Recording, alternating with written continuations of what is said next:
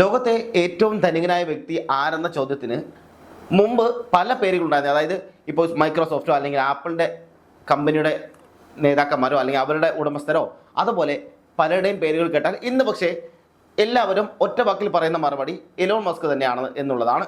Technology, അതുപോലെ ബഹിരാകാശ ഗവേഷണം, ഇലക്ട്രിക് വാഹനങ്ങൾ തുടങ്ങിയ മേഖലകളുടെ സമ്പത്ത് കൂറ്റനായി വളർത്തിയ വ്യക്തിയാണ് അദ്ദേഹം. എന്നാൽ ആഡംബര ജീവിതം എന്നതിനൊരു അവസാന വാക്കുണ്ടെങ്കിൽ ആ വാക്കിൻ്റെ യഥാർത്ഥ അർത്ഥം നൽകുന്ന ഒരേ ഒരാൾ അത് തായ്ലൻഡിലെ രാജാവായ മഹാ വജ്രലോങ്കോൺ എന്ന രാമപത്താമൻ തന്നെയാണ്. അദ്ദേഹത്തിന് പറയുന്നത് രാമപത്താമൻ എന്ന് തന്നെയാണ്. മൊത്ത സമ്പത്തിൻ്റെ അളവിൽ മസ്കിനോട് മത്സരിക്കാൻ അദ്ദേഹത്തിന് കഴിയില്ലെങ്കിലും ആഡംബരത്തിൻ്റെ തോതിൽ ഏറ്റവും അതായത് ലോകത്ത് തന്നെ ശതകോടീശ്വരന്മാരിൽ പോലും പിന്നിലാക്കുന്ന ജീവിതശൈലിയാണ് അദ്ദേഹത്തിനുള്ളത്. ഈ രാജാവ് രാമയെ വേറിട്ട് നിർത്തുന്നതും അത്തരത്തിലൊരു കാര്യമാണ്. ലോകത്തിലെ ഏറ്റവും സമ്പന്നനായ രാജാവായി പല അന്താരാഷ്ട്ര റിപ്പോർട്ടുകളും വിശേഷിപ്പിക്കുന്ന രാജാവ് രാമയുടെ ആകെ സമ്പത്ത് എന്നത് ഏകദേശം $50 ബില്യൺ. അതായത് $50 ബില്യൺ എന്ന് പറയുമ്പോൾ ഇന്ത്യൻ്റെ കണക്കിൽ ഏകദേശം ഒരു 4.5 ലക്ഷം കോടി രൂപ തന്നെയാണ്. അത്രയേ വരികയുമുള്ളൂ. ഈ അപാര സാമ്പത്തികത്തിൻ്റെ അടിത്തറയിൽ അല്ലെങ്കിൽ ഈ പറഞ്ഞ അപാര സമ്പത്തിൻ്റെ അടിത്തറയിൽ പ്രവർത്തിക്കുന്നത് തായ്ലാൻഡിലെ ചരിത്ര പ്രാധാന്യമുള്ള ക്രൗൺ പ്രോപ്പർട്ടി ബ്യൂറോ അതായത് CBP ആണ്. 2018 ഈ സ്ഥാപനം നേരിട്ട് രാജാവിൻ്റെ വ്യക്തിഗത നിർണയത്തിലേക്ക് മാറ്റിയതോടെയാണ് അദ്ദേഹത്തിൻ്റെ സമ്പത്ത് കൂടുതൽ ശക്തമാകാൻ കാരണമായത്. പിന്നീട് അത് വലിയ തരത്തിൽ വളരുകയും ചെയ്യുന്നുണ്ട്. തായ്ലാൻഡിലുടനീളം വ്യാപിച്ചു കിടക്കുന്ന ഭൂമിയും അതുപോലെ കെട്ടിടങ്ങളും രാജാവിൻ്റെ വരുമാനത്തിൻ്റെ പ്രധാന സ്രോതസ്സുകളാണ്. ഏകദേശം 6500 ഹെക്ടർ ഭൂമി, അതായത് 16,000 ഏക്കറിലധികം സ്ഥലങ്ങളാണുള്ളത്. അദ്ദേഹത്തിൻ്റെ നിയന്ത്രണത്തിലാണ് എന്നുള്ളതാണ് കണക്കാക്കപ്പെടുന്നത്. ഇതിനു പുറമെ 40,000-ത്തിലധികം പ്രോപ്പർട്ടികൾ വാടകയ്ക്ക് നൽകിയിട്ടുണ്ടെന്നും റിപ്പോർട്ടുകളിൽ പറയുന്നുണ്ട്. ഇതിൽ 17,000-ത്തിലധികം സ്വത്തുകൾ ബാങ്കോക്കിൽ മാത്രം സ്ഥിതി ചെയ്യുന്ന വാണിജ്യ സമുച്ചയങ്ങൾ, അതുപോലെ ആഡംബര ഹോട്ടലുകൾ, കൊട്ടാരങ്ങൾ, റിസോർട്ടുകളെല്ലാം ചേർന്ന് ഓരോ വർഷവും ആയിരക്കണക്കിന് കോടി രൂപയുടെ വരുമാനമാണ് രാജാവിന് നൽകുന്നത്.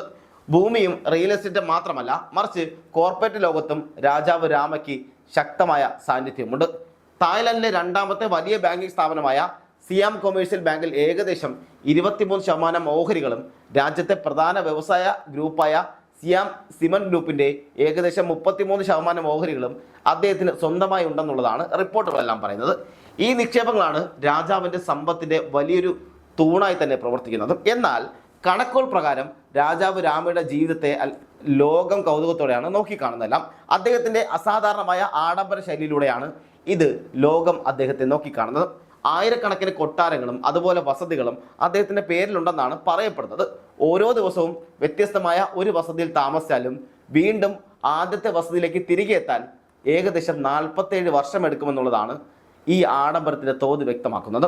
ഇതിനു പുറമെ അദ്ദേഹത്തിന് സ്വകാര്യ വിമാനശേഖരവും അതീവ വിസ്മയകരം കൂടിയാണ്. 38-ലധികം സ്വകാര്യ ജെറ്റുകളും വിമാനങ്ങളും ഹെലികോപ്റ്ററുകളും അദ്ദേഹത്തിൻ്റെ കൈവശമുണ്ടെന്നുള്ളതാണ് പുറത്തു വരുന്ന റിപ്പോർട്ടുകൾ.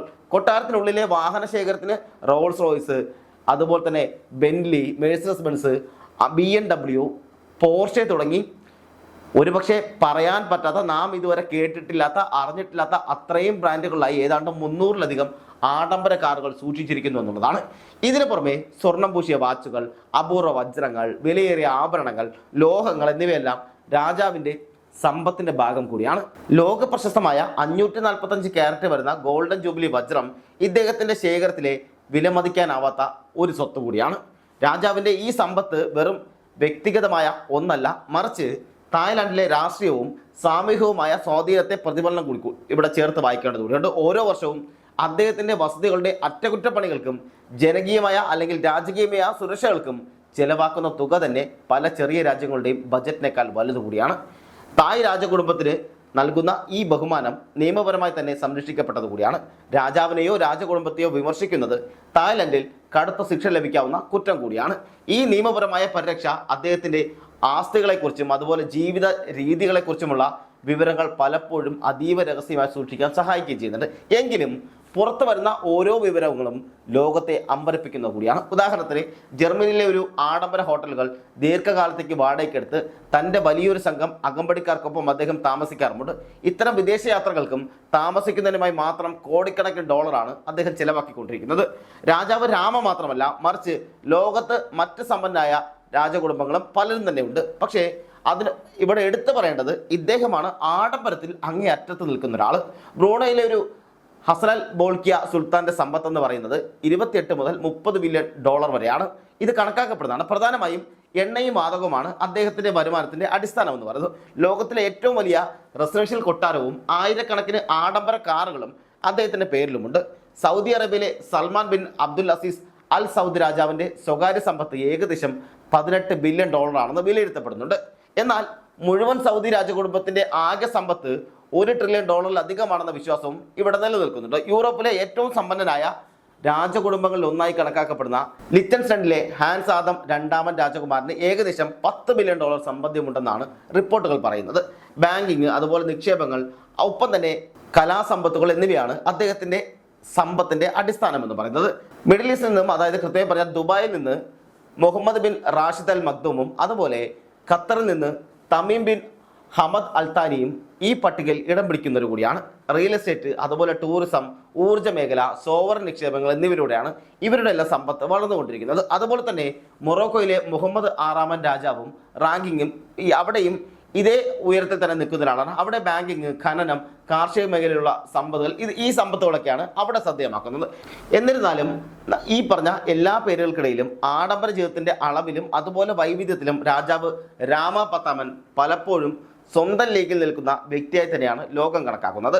സമ്പത്ത് വെറും അക്കങ്ങളല്ല, അതൊരു ജീവിതശൈലിയായി മാറുമ്പോൾ അത് എങ്ങനെയാകുമെന്നതിന് ഏറ്റവും വലിയ ഉദാഹരണമാണ് തായ്ലൻഡിലെ ഈ രാജാവ് എന്ന് പറയുന്നത്. നമുക്കറിയുന്ന പണക്കാരെന്ന് പറഞ്ഞാൽ, അല്ലെങ്കിൽ നാം കേട്ടിട്ടുള്ള പണക്കാരിൽ നിന്ന് ഒന്ന് ടെസ്ലയുടെ മുതലാളി, അല്ലെങ്കിൽ അംബാനി, ഇതല്ലെങ്കിൽ അദാനി, അതുപോലെ ടാറ്റ, ബിർള, ഇങ്ങനെ കേട്ടിട്ടുള്ള ഇവരെല്ലാം പക്ഷേ ആഡംബരത്തിൽ എത്രത്തോളമാണ് നാം കണ്ടിട്ടുള്ളതാണ്. അംബാനിയുടെ മകൻ്റെ കല്യാണം നടന്നത് എത്ര കോടി രൂപയാണെന്നുള്ളത് കണ്ടതാണ്. അവർക്ക് കൊടുത്ത ഗിഫ്റ്റുകൾ നാം കണ്ടതാണ്.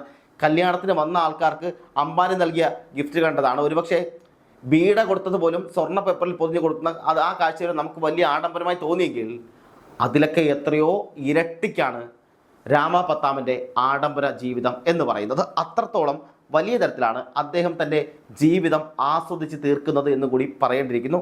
കാരണം അദ്ദേഹത്തിൻ്റെ വാക്കുകൾ എടുത്താൽ അദ്ദേഹം പറയുന്നത് ജീവിതം ആഘോഷിക്കാനുള്ളതാണ്, ജീവിതം അർമാദിക്കാനുള്ളതാണ്. അത് ഞാൻ ആഘോഷിക്കുന്നു, അത് ഞാൻ അർമാദിക്കുന്നു എന്ന തരത്തിലാണ് അദ്ദേഹത്തിൻ്റെ വാക്കുകൾ. ഇവിടെ തായ്ലാൻഡിലെ ഈ രാജകീയ സമ്പത്ത് കേവലം ഒരു വ്യക്തിപരമായ ആഡംബരങ്ങളിൽ മാത്രം ഒതുങ്ങുന്ന ഒന്നല്ല, മറിച്ച് അത് ആ രാജ്യത്തിൻ്റെ സാമ്പത്തിക ഭദ്രതയുടെയും അതുപോലെ അധികാരത്തിൻ്റെ പ്രതീകം കൂടിയായിട്ടാണ് നിലനിൽക്കുന്നത്. ആഗോള വിപണിയിലെ ചാഞ്ചാട്ടങ്ങൾ എലോൺ മസ്കിനെ പോലുള്ളവരുടെ സമ്പത്തിനെ ബാധിക്കുമ്പോഴും തായ് രാജാവിൻ്റെ ആസ്തികൾ എപ്പോഴും സുരക്ഷിതമായി നിലകൊള്ളുന്നത് അവ ഭൂമിയിലും അതുപോലെ സ്വർണത്തിലും അമൂല്യമായ ഓഹരികളിലും അനിശ്ചിതമായിരിക്കുന്നു എന്നുള്ളതുകൊണ്ടാണ്. ആധുനിക ജനാധിപത്യ ലോകത്ത് ഒരു രാജാവിന് ഇത്രയധികം സ്വാധീനം, സമ്പത്തും നിലനിർത്താൻ കഴിയുന്നത് തന്നെ വിസ്മയകരമായ കാര്യം കൂടിയാണ്. പാരമ്പര്യവും അതുപോലെ ആധുനിക ബിസിനസ് തന്ത്രങ്ങളും ഒത്തുചേർന്ന ഈ സാമ്രാജ്യം വരും തലമുറയിലേക്കും കൈമാറപ്പെടുമെന്ന വിധത്തിലാണ് ക്രമീകരിച്ചിരിക്കുന്നത്. ലോകം എത്ര മാറിയാലും അധികാരവും അതിരുകളില്ലാത്ത സമ്പത്തും ഒത്തുചേരുമ്പോൾ ഉണ്ടാകുന്ന പ്രതാപം അതിൻ്റെ പൂർണ്ണ രൂപത്തിൽ ഇന്നും നിലനിൽക്കുന്നുണ്ട് എന്നതിൻ്റെ ജീവിക്കുന്ന തെളിവാണ് മഹാ വജ്രലോങ്കോൺ എന്ന രാമ പത്താമൻ. ആഡംബരത്തിൻ്റെ സിംഹാസനത്തിൽ ഇരിക്കുമ്പോഴും തൻ്റെ രാജ്യത്തിൻ്റെ സാമ്പത്തിക ചക്രങ്ങളെ നിയന്ത്രിക്കുന്ന ഈ രാജാവ് ലോകത്തെ മറ്റ് ശതകോടീശ്വരന്മാർക്കിടയിൽ എന്നും ഒരു അത്ഭുതമായി തന്നെ തുടരുകയും ചെയ്യും.